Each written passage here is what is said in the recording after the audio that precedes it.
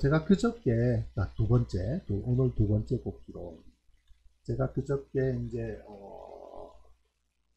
제가 지금까지 살아온 그런 역마살 같은 이제 인생에 대해서는 말씀드렸습니다. 그래서 이제 꼭지를, 어, 해양, 그리고 해군, 해운회사, 그렇게 쭉 흘러가, 또 조선, 신조선 감독까지 흘러간 그 얘기를 쭉 말씀을 드렸어요. 그래서 어저께는 이제 고담 이야기를 이렇게 말씀드리려고 했는데, 이제 어저께 뉴스가 많이 왔지 않습니까? 그죠? 이런 여러 꼭지들이 많았고, 그래서 이제 어저께는 이제 그 뉴스들을 전해드리느라고 이제 또 다른 쪽으로 말씀드렸습니다. 그래서 오늘은 그저께 말씀드렸던 것 그 이후로 말씀드리려고 해요. 82년도에 제가 대학을 졸업을 하자마자 해군과 인연을 맺으면서 그야말로 이제 해양 바다 쪽으로 이 사회 활동이 바다 쪽으로 이렇게 세팅이 돼버렸는데, 그 이후는 뭐 쭉 그냥 흘러가는 순서대로 해운회사로 갔다가 그다음에 조선소의 신조선 감독까지도 큰 범위 내에서 해운 영역입니다. 어, 선박회사는 선박을 운용해야 되고, 운용해야 될 선박이 외국 회사로부터 빌려서 쓰든지 아니면 우리 배를 사든지 아니면 우리 배를 만들든지. 그래서 그 당시에 한진해운에서는 우리 배를 만들기로 해서 제가 강해사지만 신조선 파견 감독으로 파견 근무를 한 거예요. 조선소에서. 그래서 이제 배를 한 13척을 만들고. 근데 이제 배를 만들다가 보니까 제가 뭐 배를 타면서도 잠깐 소개를 드렸지만, 홍콩에서 카시오, 손바닥만한 카시오 컴퓨터라고도 할 수가 없어요. 계산기인데 프로그래밍이 가능한 계산기인 거죠. 그거와 인연을 맺다 보니까, 데이터베이스로만 되어 있는 거를 가지고 놀다 보니까 자꾸 컴퓨터 프로그래밍에 대한 욕구가 생긴 거예요. 그러면서 기억이 나실지 모르겠지만, 디베이스 2, 그 다음에 디베이스 3, 디베이스 3 플러스, 그리고 폭스베이스, 클리퍼, 뭐 코볼, 그건 코볼은 기본적으로 그 당시에는 뭐 전산 전공하는 사람들은 다 코볼을 학교에서 배웁니다만은, 데이터베이스나 이 폭스베이스 이런 계열들은요, 그 당시에 책으로도 막 쏟아져 나왔고 프로그램이 나오면서 막 그냥 열풍처럼 그냥 번져 나갔습니다. 그래서 그거를 프로그램도 구매를 하고 책도 가지고 프로그래밍 랭귀지를, 언어를 익혀나가는 게 너무 재밌는 거예요. 그래서 제가 이제 조선소에서도 선박에서도 그랬습니다만은, 제 주변에서 일어나는 일을 쪼작쪼작해서 프로그래밍으로 이렇게 변환시키는 게 너무 재밌더라고요. 그래서 관련된 일을 전부 이제 전산화한 셈이죠. 뭐 감독 올라가면 수많은 아이템들을 이렇게 검사를 해야 되는데, 그거를 쭉, 뭐 예를 들면 과거에는 스프레드시트라든지, 그죠? 뭐 그런 기능들을 이용하고 합니다만은, 아예 프로그래밍을 짜서 오늘 업무 보고라든지 이런 것도 프로그래밍 넣어서 블로그 이름을 남바를 넣고 결과를 입력하고 하면 쭉 그것이 모아져서, 요즘은 뭐 아무것도 아닌 일이지만 그 당시에는 컴퓨터라는 것이 선박에도 컴퓨터를 업무용으로 넣어줬습니다. 그래서 제가 개발한 적화 프로그램, 화물의 이제 안정성 로딩하는 그 프로그램이나 항법 계산 같은 거는, 예를 들면 여기 일본에서 출발해서 미국 로스앤젤레스까지 간다.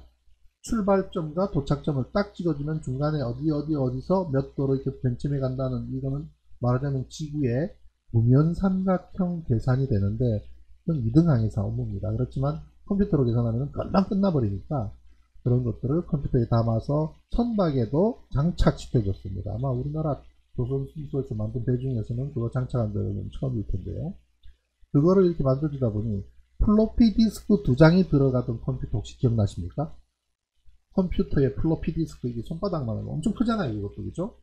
뭐 업무용으로는 컴퓨터 A4 용지만한 플로피 디스크도 있었습니다, 그때. 네, 그 당시에 이제 삼성 조선소에서는 그런 걸 가지고 집어넣고 막 작업을 하고 했었는데, 이 현대 쪽에서 나온 컴퓨터 납품을 받았던 것들은 이제 플로피 디스크로 손바닥만해요. 그죠? 플로피 디스크가 가운데 동그랗게 뚫려 있고 다 기억나시겠죠, 그죠?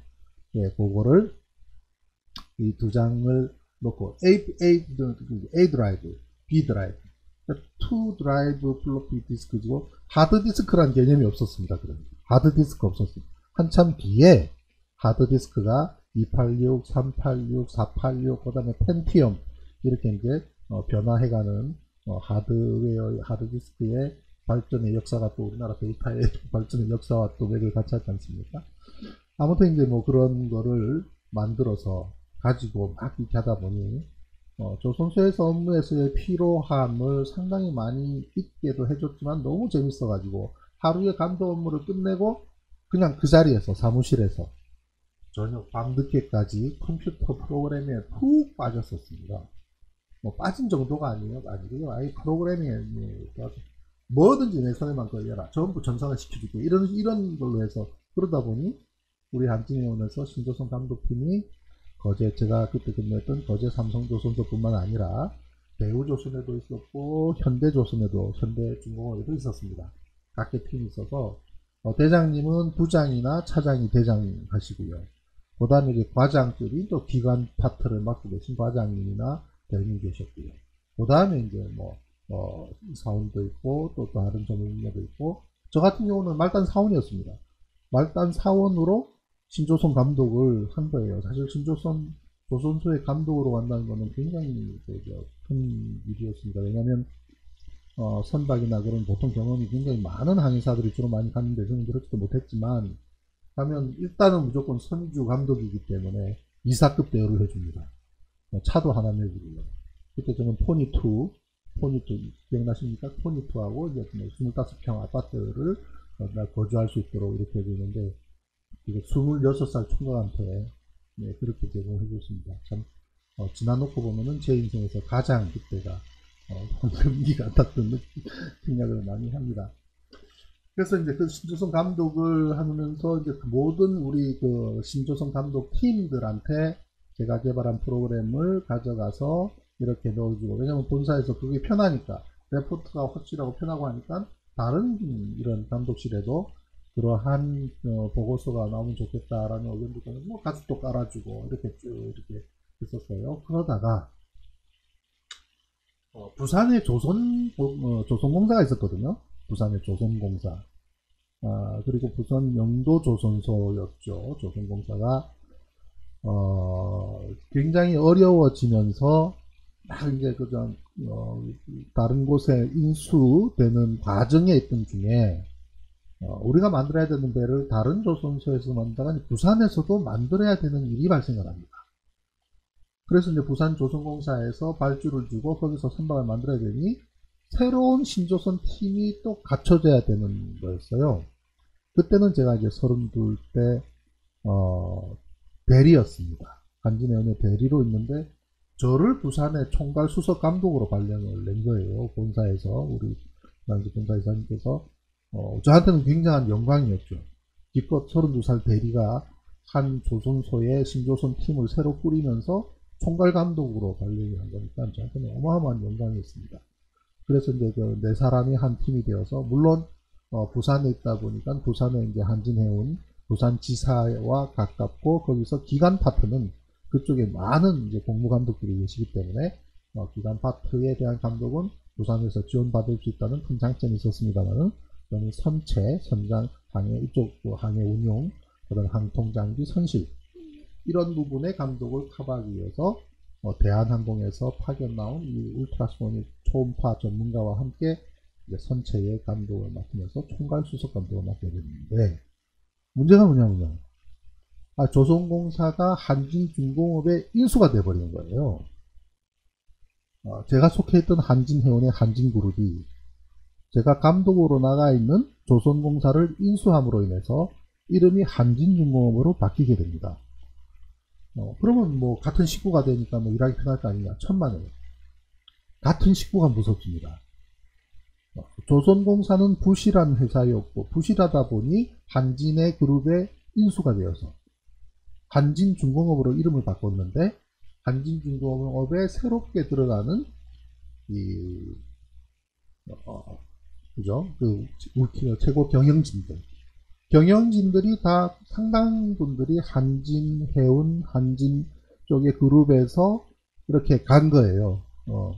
인수한 한진중공업의 인수 멤버로 가신 분들이 다 이제 한진 소속이다 보니 같은 신조선 내에 최고 책임자로 계셨던 분도 역할을 바꿔서 함께 배를 잘 만들기 위해서 조선소를, 그죠?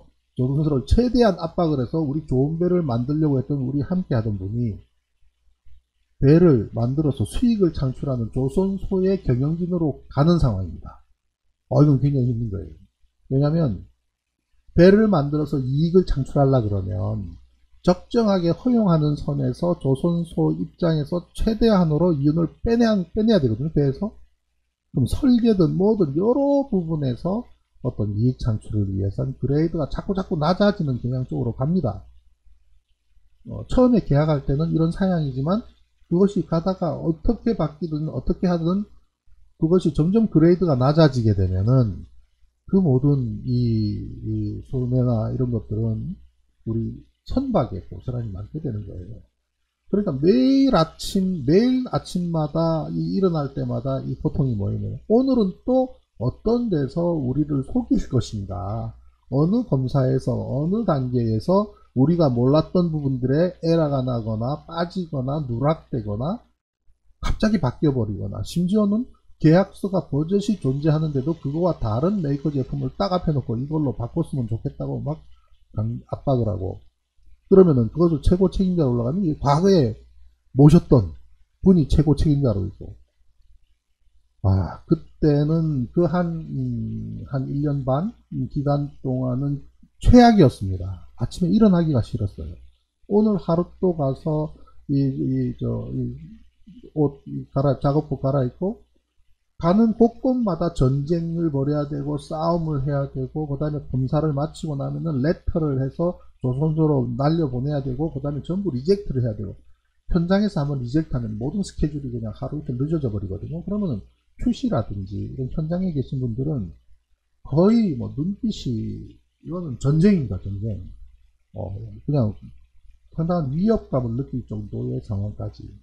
그럼 대충 해주려 그러면요, 그레이드가 낮아지는데요. 선박이 선주 감독으로, 총괄 감독으로 매일 전쟁이었습니다. 그때 제 머릿속에 딱 하나가 들었던 게 뭐냐면요, 이제 그만하고 싶다. 이거 사람이 이렇게 사는 건 사람 사는 게 아니다. 그래서 내 앞에 단 한 평의 공간과 딱 한 대의 컴퓨터만 있다면 세상에서 제일 행복하겠다는 생각이 들었었습니다. 그때는 정말 그랬습니다. 너무 힘들어서 매일 전쟁이니까. 어떤 때는 그래요. 와서 막 상냥하게 업체 사장이 감독실로 들어와서 책을 한 권 읽고, 신 대표님 열심히 하시는데, 신감독님, 좋은 책 있으니까 한번 보시라고 뜬금없이 책을 줘요. 책을 딱 열면 안에 30만 원이 쫙 들어있습니다. 그러면 관계 보수장 불러가지고 이게 뭐 하는 짓이냐고, 업체 사장이 와서 이 책을 주고 왔는데 그냥 돈이 들었다고 그냥 던져버리죠. 그 매일 같은 그 전쟁과 온갖 협박과 압박과, 심지어는 말이죠, 도장 감독을 하는데 바로 등 뒤에서 그냥 5갤런 통 하나 뱅크가 툭 터져버려요. 몇 층에서 떨어뜨린지 몰랐지만, 의도를 가지고 현재 실수인지 아니면은 작업장 그런지 모르지만 그때는 굉장히 아찔한 느낌이 들고, 아무튼 그런 때는 빨리 벗어나고 싶다면 다른 생각 아무것도 안 들잖아요. 그게 이제 영업마살에 이제 어떤 시천지는 몰라도 딱 10년 만에 82년도에 제가 해운과 조선과 해양 분야에서 일을 하다가 10년 만에 완전히 그냥 바꿔버리자는 욕구도 강했지만 너무나 힘들어서 그러다 보니 내가 너무나 매력적으로 느끼고 그 시간만큼은 너무나 행복했던 프로그래밍을 하는 그 시간, 그러다 보니 한 평의 공간과 한 대의 컴퓨터만 있다면 나는 세상에서 제일 행복하겠다라고 생각을 하던 차에 어느 의료재단에서 물론 제 가족 쪽에 이제 병원 교통에 있는 분들이 많아서 그렇기도 합니다만은 제안이 들어와서 제가 그 유혹을 떨치지를 못했습니다. 그게 의료재단의 병원의 전산실장을 맡으면서 전산을 개발하는 쪽의 일이었습니다. 그게 1992년이었습니다. 그때부터 해운계를 완전히 떠나서 전산이라고 하는 도구를 가지고 의료 분야로 뛰어들게 됩니다. 그게 역마살인데. 그래서 이제 의료 쪽으로 이제 갔는데, 전산실장 겸, 보험과장 또는, 그러니까 언제나 보니까 이게 뭐, 제가 해군에 있을 때도 포술장 겸 가판사관 이런 것처럼 가판사관 업무와 포를 쏘는 업무가 두 개가 준 것처럼 늘 이제 두 개의 타이틀을 항상 있는데 지금도 서프라이즈라고 하는 칼럼 사이트와 진실의길이라는 언론 사이트 두 개를 운영하고 있는 것처럼 운명이 항상 뭐 몇 가지가 이제 겹칩니다. 전산실장 겸 원무과장 또는 전산실장 겸 총무과장, 전산실장 겸 사무처장 이렇게 병원 쪽에 의료와 관련된 쪽에 10년 동안 제가 근무를 합니다. 2002년까지인가 이게 92년부터 그러니까 그게 보니까 그와 관련된 일을 그래서 의료기관에 병원에 전산실장을 하다 보니 제일 먼저 어떻게 해야 됩니까? 의료를 알아야 될 거 아니에요. 의료를 알아야지 무슨 뭐 프로그래밍을 하지. 그죠? 우리가 전산이라고 하면 전산의 흐름의 특징은 합리성이잖아요. 그죠? 합리적인. 그 다음에 신속성이지 않습니까? 굉장히 빠르게 이제 처리를 하는, 그러려고 컴퓨터 쓰는 거니까. 그리고 이제 또, 굉장히 정확해야 되지 않습니까? 에러가 나면 안 되잖아요. 이것이 정확성, 신속성, 이런 것들이, 전산의 핵심이다 보면, 그거를 담보할 수 있는 가장 좋은 방법은 정확한 업무 분석밖에 없습니다. 그죠? 정확하게 업무 분석이 되어야 그것이 가능한 일이 되는 거예요. 네. 그럼 정확하게 업무 분석을 되려면 병원이라고 하는 난생 처음 접해보는 병원에 환자로는 가봤지만 병원을 운영하는 쪽으로는 해본 게 없는 사람이 그걸 프로그래밍을 하겠다고 한다고 하면 업무 파악도 그냥 단순한 업무 파악이 아니라 세세하게 밑에서 흘러가는 모든 흐름을 다 알아야 되는 거예요. 그렇잖아요. 왜냐면 우리가 전산을 한다 그러면 돈의 흐름, 자금이 흘러가는 자금의 흐름, 그 다음에 물류의 흐름, 소비재, 소모재, 그 다음에 이런 것들이 흘러가는 이런 것을 다 파악해야 되는데 그렇게 어렵고 힘든 분야인 줄 알았으면 아마 안 갔을 겁니다. 처음에 알아도 아무것도 몰랐기 때문에 그걸 무대뽀로 도전할 수 있었던 거예요. 사전 지식이 없었기 때문에. 근데 막상 뭐 들여다보니 어이구 이거는 병원 전사는요. 병원들 많이 가보시죠. 병원 전사는 소위 말하는 모든 산업 분야의 전산 가운데 끝판왕입니다. 끝판왕. 지금도 마찬가지예요. 지금도 변함이 없을 겁니다. 왜 그러냐면 자, 물류의 흐름이든 자금의 흐름이든 그 흐름은 일정 기간 동안은 동일한 흐름을 메인 아이템이 그냥 흘러간다고 하면 어렵진 않습니다. 예를 들면 편의점 생각해보세요. 편의점에서 매일같이 소모가 되잖아요. 소비가 되지 않습니까? 판매가 되지 않습니까? 그럼 편의점을 운영하는 사람 입장에서는 매일 들고 나는 상품들을 이렇게 관리하는 데고 오늘 뭐를 요즘 바코드까지 쓰는 게 좋습니까? 딱딱딱 찍으면 자동으로 계산되고 자동으로 합산되고 자동으로 처리되는데 코카콜라의 값은 내가 얼마에 구매를 해서 얼마에 판다라고 하는 것이 정해져 있지 않습니까? 그죠? 그것이 변화하는 것은 물론 일정 기간마다 구매가나 판매 가격이 변화할 수는 있지만 아침 저녁으로 바뀌진 않지 않습니까? 그죠? 가장 중요한 돈의 흐름이 그렇게 바뀌지 않지만 병원은요 아침 저녁으로 바뀝니다. 왜냐하면 똑같이 주사를 맞아도 아침에 맞을 때와 밤에 맞을 때 가격이 다릅니다. 왜? 야간에는 할증료가 붙습니다. 노인이 갔을 때와 어린아이가 갔을 때와 성인이 갔을 때가 주사 요금이 다릅니다. 달라요. 평일날 갔을 때와 휴일날 갔을 때 또 금액 달라집니다.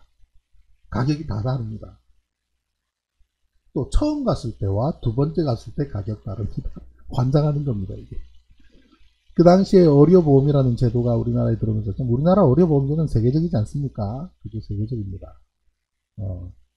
그 의료보험 제도가 처음 적용되면서 그거를 전산으로 처리하는 업무가 그때 가장 중요한 업무였는데 그거를 개발하라고 하려다 보니까 업무를 알아야 되겠고, 업무를 알려다 보니까 모든 병원의 파트를 다 가서 그 업무를 들여다봐야 되는 업무가 생긴 겁니다. 그래서 제가 그때 그 당시에 병원장님한테 그랬습니다. 아, 이거를 개발을 하려고 하니, 자, 두 가지가 필요합니다. 첫째는, 어떤 부서든 어떠한 업무든 제가 들어가서 그 업무의 흐름을 다 마음껏 보고 마음껏 지켜볼 수 있도록 허락해 주십시오. 라는 걸 처음으로 요구를 했어요. 예를 들면 수술실에 수술하는 장면을 들어가서 보는 것까지도 제가 허락을 받아서요. 왜냐하면 어떠한 수술도 여러 종류가 수술이 많지 않습니까? 그죠? 정형외과 수술 다르고 또 신경외과 수술 다르고 수술 다 다른데 그럴 때마다 들어가는 의료 소모품이라든지 이런 것들, 그죠? 그러한 것들이 얼마나 들어가는지 여부, 이러한 부분들이 전부 의료보험으로 처리가 되는데 다 상당수 그 당시 의료보험 제도를 제대로 적용하지 못한 병원에서는 많은 손실을 야기시키는 핵심 중에 하나가 예를 들면 그런 겁니다. 예를 들면 수술을 하다 보면요, 수많은 꺼즈 같은 게 이렇게 들어간단 말이에요.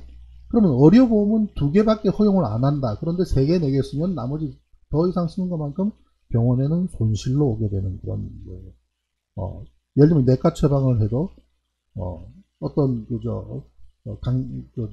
강력한 항생제를 세프메타존 같은 항생제를 뭐 편도선이 굉장히 부어가지고 그런 약을 내과 의사님이 3개를 처방을 하면 하루에 3번 먹는데 3알을 처방하면 2알까지는 의료보험이 허용을 해주지만 1알은 허용을 안 해주다 보니 전부 병원에서 그냥 제공한 것처럼 좀 더 로스가 되는 거예요. 이게 병원의 의사들이 의료보험을 모르면 그만큼 손실이 발생하는 구조. 그게 한 달에 모아보니 1,000만원이 되고 2,000만원이 되고 5,000만원이 이렇게 되면 그거는 이 모든 것을 전산으로 처리하는 과정을 하려다 보니 의료를 알아야 되고 모든 의료 분야 또 지원 파트가 있지 않습니까?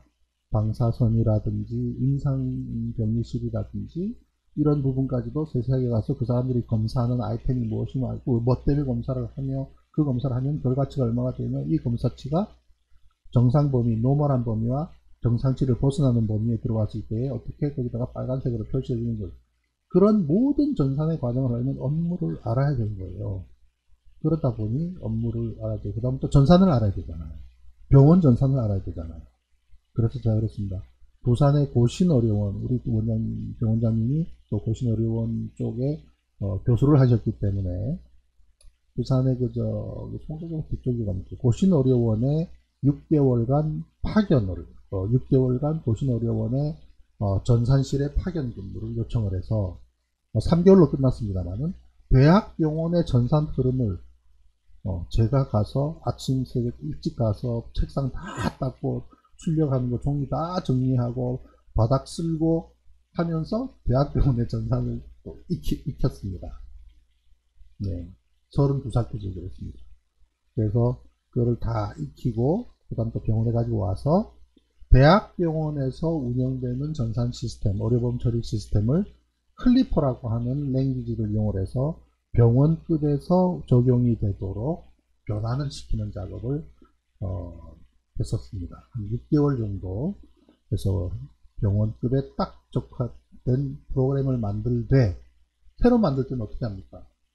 다른 대학병원이라 하더라도 다른 병원에서 운영하는 것보다 훨씬 더 개선되는 그거를 만들어야 되지 않습니까?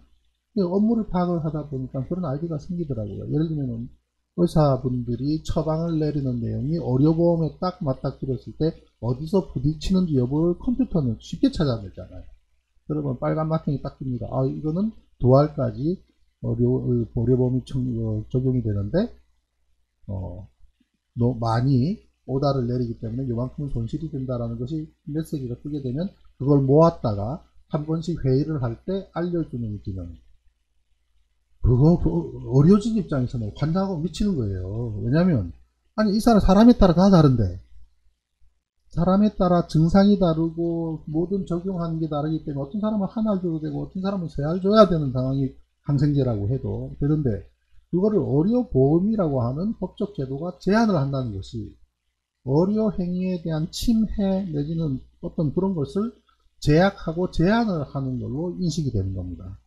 한 번씩 회의할 때 그냥 고성이 막 터지고 그냥 뭐 커피잔 날아가는 수도 있었습니다. 도대체 뭐 하는 거냐고. 이걸로 의료행위를 제한하는 게 말이 되느냐고. 의료보험이 적용되는 초창기에 그런 고민들이 많았습니다. 그래서 고민 끝에 의료보험 100%라는 것들을 개발을 하게 되고, 왜냐하면 추가로 이거는 의료보험을 적용을 안 되는 것들은 본인이 부담을 하되 의료보험 가격으로 본인이 부담하게 하는 제도로 이렇게 변환을 하면은 병원도 만족하고 환자분들도 이해를 합니다. 그러면 그러한 것이 제도가 변화하게 되는 거죠. 어떻든 이러한 걸 통해서 우리가 로스 나는 것들을 잡아준다는 측면에서는 굉장히 있었던 거죠. 그러니 막 그냥 비난을 하고 어떤 사람은 당신이 뭔데 의료행위를 제한하냐고 막 전산실 반문을 빵 차고 들어와서 하신 분도 계세요. 병원장님 동생이 계세요, 그분이. 그런데 그분이 병원을 차려서 나갔을 때 제일 먼저 저한테 연락이 왔습니다. 좀 개발을 해달라고. 그게 이제 그 진짜 지역 바닥에서, 제가 의료도 잘 모르는 사람이 의료기관에 가서 병원을 전산 개발을 해서 병원을 운영하고 돌리고, 그 다음에 이제 그거를 필요로 하는 사람들이 이렇게 생겨서 요청을 하다 보니까, 저는 병원에 속해 있는 전산실장인데, 제가 만든 프로그램을 다른 병원에 판매한다는 걸, 개인적으로 판매한다는 것 자체가 안 되잖아요. 그래서 우리 병원의 아이템으로 삼을까, 그러니까 뭐 여러 가지 고민을 하다가, 이제 병원장님하고 원활해서 병원장님께서는, 뭐 친구분이 되셨든, 뭐 형제분이 되셨든, 의료기관을 새로 만들게 되면은, 거기에, 우리 프로그램을 깔아주고, 적정한 만큼의 수익을 발생시켜서, 물론 병원도 좋고, 그럼 뭐 저도 또 어떤 그만큼의 또 페이먼트가 늘어나니까, 뭐 그렇게 이제 또 공개적으로 하다 보니, 이쪽 이제, 지역 내에 한 10개 병원을 쭉 이렇게 제 프로그램을, 깔았습니다. 제가 만든 프로그램이, 이 한 10개의 병원에서 운영이 됐던 것이죠. 그래서 의료보험이 굉장히 이제 편하게 되어 있다라든지, 그 다음에 의료보험 제도라는 것이 그대로 컴퓨터에 들어가서, 과거에는 보건행정학과 출신 이 심사 전문가들이 또는 간호사 출신들이 의료보험에 대한 지식을 머릿속에 넣어놓고 거의 대장 역할을 했는데, 이게 전산 프로그램에 들어가니까 행정요원들도 쉽게 이렇게 하다 보니까 또 그런 것도 있었습니다만, 그랬습니다. 그러다가 어느 날 마산에 있는 마산대학교의 교수님 두 분이 찾아오신 거예요. 저한테 찾아오셨어요. 오셔가지고, 아니 저 프로그램이 괜찮다고 쭉 알려줘서 소문이 났던데, 이러한 프로그램을 마산대학에 있는 보건행정학과 학생들한테 전부 가르쳐주고 싶다. 그러니 그 당시에 제가 신실장이 개발한 프로그램을 마산대학에서 구매를 하고 싶은데 어떻게 구매하면 되겠냐고 요청을 한 거예요, 저한테. 저는 이제 병원에 소속된 전산실장인데, 그거를 대학교에서 프로그램을 사겠다고 하는, 얼마에 어떻게 팔아야 될지, 그리고 뭐 병원에서 그거를 팔 수 있을지, 이 부분이 굉장히 고민스럽더라고요. 그래서 일단 뭐 병원장님하고도 언론을 했습니다만은, 일단 그러면 제가 그랬습니다. 마산대학에서 보건행정학과의 강의를 가르쳐주는 병원 전산 시스템에 대해서 가르칠 수 있는 프로그램을 개발하는 예산을 얼마를 책정하고 있습니까? 라고 물어봤어요. 그랬더니 200만원을 책정했다는 겁니다. 200만원을 그 당시에. 1990때 3년도인가 뭐 그래요. 93년, 94년 그때인데 200만원을 책정을 했다 그래서 제가 그랬습니다. 과연 제가 만든 프로그램이 200만원의 가치가 된 그것밖에 안 되는지 그것도 둘째 치고 200만원으로 개발할 게 없거든요. 왜냐하면 그 당시에 486 펜티엄 까지는 아니라도 486 CPU 486짜리를 가진 컴퓨터 한 대가 한 200만원 했거든요. 그럼 서버 한 대 사면 끝나버리는 거예요. 그래서 제가 이제 한번 고민해 보겠습니다 생각하고 이제 교수님 두 분이 돌아가셨어요. 고민을 하는데 어떻게 교수님이 학생들 가르치고 싶어서 괜찮은 프로그램을 찾아서 뭐 얼마나 많이 다녔겠습니까? 전국의 병원에 있는 프로그램들 다 하다 보니 그래도 하기야 뭐 제가 아주 능력이 뛰어나서가 아니라 최근에 개발을 했기 때문에 기존에 여러 가지 미흡한 부분들을 많이 개선한 부분은 있겠죠. 그래서 제일 괜찮다는 소문도 나고, 어떤 사람은 그랬답니다. 한강 이북에서는 우리 비트컴퓨터라고 하는 우리나라 벤처 1호 조현정 사장님 프로그램이 최고고, 한강 이남에서는 제 프로그램이 제일 좋았다는 그 얘기를 어떤 분이 하시더라고요. 그래서 이 프로그램을 구매를 해서 학생들 가르치고, 그 마음을 생각해 보니까 얼마나 그 참 대단한 교수님들입니까. 그 프로그램을 찾아서 전국에 어디 어느 병원들 다 거의 다 가보고, 그래서 이제 결국은 이 병원에 있는 프로그램을 가져오기로 결정을 해서 찾아까지 오셨는데 거절할 수도 없고, 그렇다고 가격을 어떻게 할 수도 없고, 그래서 제가 고민하다가 일주일 있다가 다시 연락을 했습니다. 교수님 잠깐 봅시다. 이렇게 뭐라 그랬냐면요, 마산대학에서 책정한 200만원의 예산을 가지고 서울의 용산전자상가에 가셔서 486 PC 한 대만 사십시오. 486 PC 한 대를 사시면 그걸 서버로 하겠습니다. 그 다음 지금 전산실에 PC가 몇 대 있습니까? 하니까 전산 연습실에 플로피 디스크 2장을 꽂을 수 있는 컴퓨터 30대가 있더라고요. 마산대학 보건행정과에. 그럼 30대에 2플로피 디스크, 그러니까 하드디스크 있는 컴퓨터가 한 대도 없었어요. 그럼 2플로피가 있는 30대가 있으면 좋습니다. 그건 나중에 연결하면 되니까 랜으로. 일단 486 PC 사는데 200만원을 가지고 가셔서 사십시오. 그랬습니다. 그러면 나머지는 프로그램 값은, 그거는 제가 그냥 개발해서 그 PC에 탑재시키겠습니다. 근데 6개월만 시간을 주십시오. 왜냐하면 병원에서는 액팅하게 돌아가기 때문에 모든 데이터베이스라든지 어마어마한 분량이 필요하기 때문에 486 PC라고 하더라도 금방 차버리기 때문에 몇 개를 이 서버를 연결을 해야 되는 상황이지만, 대학에서는 학생들한테 현상만 보여주면 되니까, 뭐 어려움 수가라든지 모든 약품이라든지 이런 거에 대한 데이터에 최소한적인 화면상에 나타나는 현상만 모디파이 하면 된단 말이에요. 그래서 그거를 전부 다 압축을 하면 그 PC에서 가동을 하고, 그 다음에 30대의 2플로피 디스크 시스템에는 랜으로 연결을 하면은 메인 서버에서의 환경이 전부 다 30명 정도는 앉아서, 그럼 학생들이 그 당시 한 40명, 45명 정도 됐기 때문에 어떤 데는 2명이 앉고 이렇게 해서 앉아서 보게 되면 병원에서 실제로 업무과에서 일어나고 있는 모든 일들이 이렇게 보일 수가 있고, 입력을 하면 그것은 바로바로 코딩해서 처리를 하지만 데이터만 저장 안 하면 되기 때문에 현상은 공부할 수 있겠다. 그래서 6개월만 시간을 주시면 제가 6개월 만에 학생들을 가르칠 수 있는 프로그램을 개발을 해서 탑재해 드리겠습니다. 개발비는 없습니다. 그랬습니다.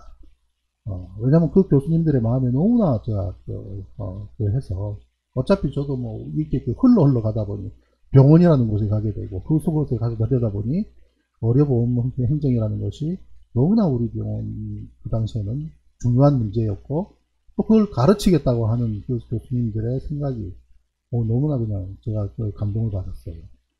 그래가지고 6개월 만에 약속을 지켰습니다.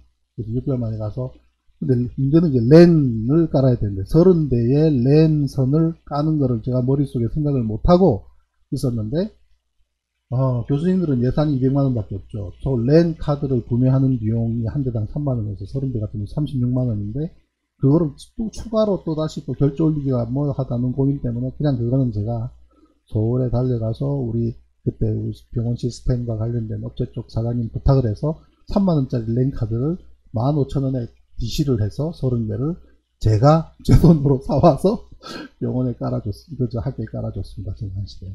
그래서 메인 CPU 486 PC 한 대 서버를 놓고 30대를 연결한 거를 갖춰놓고, 이제 그 다음에 딱 교수님 두 분을, 고 교수님, 장 교수님 두 분을 딱 책상에 앉혀놓고, 자 지금부터 제가 하는 거를 그대로 보십시오. 이렇게 해서 가르치시면 됩니다. 그러면 이 안에 의료라고 하는 부분, 그 다음에 투약이라는 부분, 그 다음에 의사들의 진료라는 부분, 그 다음에 이것이 흘러 임상병리와 방사선으로 흘러가는 부분, 이런 것들에 대한 흐름을 쭉 쓰면 한 이틀 했나요? 했는데도 그게 도무지 이제 감이 안 잡히는 거예요. 안 잡힌다는 거예요. 보건행정학과 교수님이니까 의료에 대해서는 잘 아시죠. 그래서 그럼 어떡하란 말이냐. 교수님들께서 먼저 이거를 갖다 익히는데 너무나 힘들어 하셔가지고, 그러다가 그 다음 주쯤 돼가지고 저한테 연락이 왔습니다. 우리 애들 좀 가르쳐주면 안 되겠냐고. 아, 또 그때부터 고시고민이 되는 거예요. 뭐 어떻게 가르치란 말입니까? 내가 병원에 전산실장으로 근무를 하고 있는데 겸임교수라는 제도가 있다는 겁니다. 아, 그래서 그러면은 나도 좀 고민을 좀 1차 고민을 해야 되고 2차는 또 병원하고 또 협의가 돼야 되기 때문에 그래서 이제 고민하다가 이제 병원장님하고 의논을 했더니 병원장님께서는 그러시더라고요. 너한테는 좋은 기회가 되겠네. 가서 가르쳐봐. 뭐 시간 어떻게 된대? 일주일에 2번 가야 된다. 그래서 일주일에 2번 무슨 일 2번 가서 학생들한테 이제 강의를 하는 거를 그렇게 인연을 맺었습니다. 그래서 마산대학에서 보건행정과 겸임교수를 하면서 한 8년 했나요? 8년 정도 매주 2번 가서 강의를 하면서 의료보험, 원무관리, 그리고 병원 청구, 보험심사, 심지어 의학 용어까지 가르쳤습니다. 그러니까 또 새로운 영역을 또 공부해야 되는 거예요. 해양, 항해 전공한 사람이 병원에 가서 근데 업무 분석을 위해서 파고 들어가면서 진료에서부터 수술 모든 장면 다 봤습니다. 어떤 때는 그랬습니다. 아주 위급한 크리티컬한 그런 수술이 아니면 병원장님이 그냥 제가 바깥에 나가서 출장 나가 있으면 신실장 몇 시에 들어오나? 오후 4시쯤 들어옵니다. 그럼 그때까지 수술 보류했다가 4시 때부터 저를 호출해서 수술실에 가서 자 지금부터 자 펠빅 들어간다. 이게 뭐 섬에서 이렇게 놀다가 이제 툭 추락한 여성분 이제 뒤에서부터 이렇게 수술 열고 들어가는 건데요. 토탈 필빅이라는 수술. 그걸 이제 뒤에서부터 들어가는 거를 보고, 자, 지금 들어가는 거, 재료는 어떻고부터 쫙 설명을 해주시면서 이 쭉 수술 과정을 다 보게 되니까, 하나의 수술이 가지고 있는 의료보험 행정과 관련된 인간들 부분을 그대로 고스란히 다 볼 수가 있는 거예요. 그걸 보면서 또 의료보험으로 또 새롭게 또 좀 입사해야 하고, 그러니까 소위 병원과 의료라고 하는 속사를 볼 수 있었던 거예요. 그건 저한테는 굉장히 큰 경험이었습니다. 제가 10년 동안 병원 의료기관에서 근무를 하면서 경험했던 것은 그것이 세월이 흘러 지금까지도 여러 부분에서 최근에 이제 예를 들면 의료 대란이라고 할 수 있을 만큼 그죠? 정부에서 발표를 했던 게 뭡니까? 그 지역에서의 그 의료 인력 충원을 위한 그 대학 학교를 설립을 하겠다는 그런 문제에 있어서도 제가 이제 의견을 발표할 수 있었던 데는 뭐 그런 경험이 달려 있습니다만은 그런 문제들은 저는 이렇게 생각해요. 아주 간단한 방법이 뭐냐면요. 지역의 의료를 활성화시키고 지역의 의료를 살리는 것은 공공의료를 설립하는 것이 아니라 그것이 핵심이 아니라 그냥 삼성병원이든 현대 아산병원이든 아니면 의료원이든 중앙의료원이든 그러한 분원들이 지역에 하나 뚝뚝뚝 만들어 나가는 게 가장 된답니다. 지역에서 공공의료 만들어서 10년 만에 프리하게 해준다면 인턴, 레지던트 이 과정은 쭉 거치는데 물론 7년 가까이 들어가는데 겨우 2, 3년 동안 지역에 묶어둘 목적으로 공공의료를 설립하겠다는 제도는 우리가 신중하게 고민을 해봐야 되는 문제고요. 큰 병원에 맡기는 거죠. 대학병원이든 의료병원이든 뭐 삼성 우리 저 슬기로운 의사생활이라는 TVN에서 만들었던 드라마 있지 않습니까? 그 드라마 정말 좋은 드라마입니다. 그 장면의 마지막 슬기로운 의사생활의 마지막 장면이 그죠? 그 여의사가 머리를 식힐 겸 저기 속초 바닷가 쪽에 있는 분원으로 가지 않습니까? 그 메커니즘. 병원에 그대로 속해 있기 때문에 내가 분원을 지원해서 간다고 하더라도 나의 소속은 달라지지 않고 월급도 달라지지 않고 어떤 것도 달라지지 않아요. 다만 서울에서 근무하던 것이 저기 속초 쪽에서 근무하게 된다는 것만 변화가 있는 겁니다. 그럼 그 지역은 우수한 인력들이 지원이 오잖아요. 그러니까 분원제도. 그 다음 운영하는 데 책임은 그 병원이 지는 거기 때문에 정부에서는 그러한 대형 병원들이 지역에다가 분원을 만들 경우에 적극적으로 행정적인 어떤 뭐 그런 뭐 법제적인 또는 세금이든 그러한 메리트를 주는 방식으로 해서 기존의 병원들이 그대로 시스템적으로 간다면 인사활동도 자기들이 하지 않습니까? 너 저쪽 속초로 가. 누구 어디로 가. 그것이 내부적으로는 예를 들면 뭐 내부적으로는 뭐 좌천의 인사가 될 수도 있고, 무슨 뭐 또 그죠? 뭐 병원 내에 그런 것도 그럴 수도 있겠지만, 자기들 문제고. 정부 입장에서는 그러한 정책으로 가는 것이 의료가 그대로 통째로 이제 갈 수 있는 장점이 있습니다. 그런데 지역 내에서 어떤 공공 의료라는 행정을 통해서 배출하는 의료진은 지역 내에서도 이 소화되기가 힘듭니다. 그렇기 때문에 우리가 그 의료의 문제에 최근하고 있는 문제를 들여다보는 것도 여러 각도에서 들여봐야 된다라는 얘기고요. 오늘 뭐 말씀드리다 보니까 저의 10년마다 돌아오는 역마살 같은 주기, 82년에 해양대학을 졸업하면서 해군에 몸담으면서 해운계로 와서 이후에 조선소까지 이어지는 10년의 기간은 그저께 말씀을 드렸고, 오늘은 이제 그 이후 이제 병원, 의료, 전산, 의료와 전산이 접목된 쪽으로 10년 동안만 드린 게 맞네요. 그러면서 이제 정확하게 10년 뒤가 2002년입니다. 2002년이면 누가 떠오르십니까? 노무현. 물론 뭐 그 이전부터지만 노무현이라고 하는 바보 같은 정치인이 하는 행보를 가만히 보고 있으니까, 야, 우리나라 저런 사람 한번 정치했으면 좋겠다. 그때가 뭐 1999년인지 2000년인지 잘 모르겠습니다. 뭐 국회의원 다니면서 떨어지고 어디 가고 했던 과정들을 얼핏 이렇게 들으면서, 이분 봐라. 그러면서 2000년, 2001년, 제가 2002년에 확 또 다 다른 곳으로 던져버리기 전까지 계속 그분을 추정하면서 그때부터 정치 칼럼을 쓰기 시작했습니다. 그러니까 정치 칼럼니스트로 본의 아니게, 정치에 그것도 모르던 사람이 본의 아니게 정치 칼럼이라는 것을 써서 그 당시에 뭐 조동마도 있고 그죠, 한터마도 있었고 또 중앙일보의 디지털 국회라는 것이 새로 만들어지면서 그 공간, 또 서프라이즈라고 하는 우리 진영의 또 뭐 지금은 제가 운영을 하고 있습니다만 그런 공간에서 독고탁이라고 하는 필명으로 천안함 사건 나면서 제가 제 실명을 쓰기 시작했는데, 그 전까지는 제 이름이 뭔지 몰랐습니다. 사람들이. 독고탁이라는 필명으로 2001년 그때부터 열심히 칼럼을 썼습니다. 노무현이라는 사람 대통령 만들어야 된다고 시작했던 박상준님 구독 감사합니다.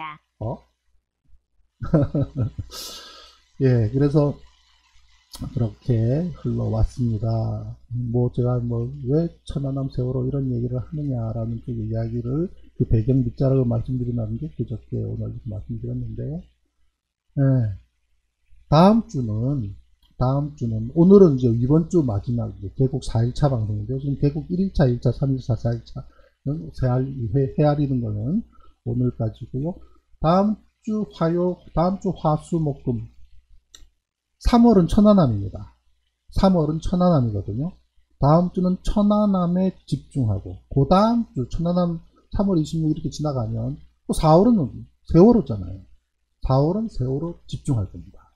그래서 다음 주 동안 화수목금 요 4일 동안은 섹션별로 해서 천안함 사건에 대한 것을 모든 10년 재판 과정에서 새롭게 발견된, 새롭게 알려진 내용들까지 포함을 해서 쫙 설명을 해드리겠습니다. 천안함 4일 만에 완전 아시게 될 거다라는 기대를 가지고 다음 주에 뵙도록 하겠습니다. 아이고, 오늘 주절주절 들어주셔서 고맙습니다. 감사합니다. 자, 오늘은 여기까지고요. 우리 Welcome to my world 음악 들으면서 마치도록 하겠습니다. 아이고, 낭만사람님, 배곡기님, 김선생님, 남산길님, 우렁이 각시님 반갑습니다. 반갑고 감사합니다.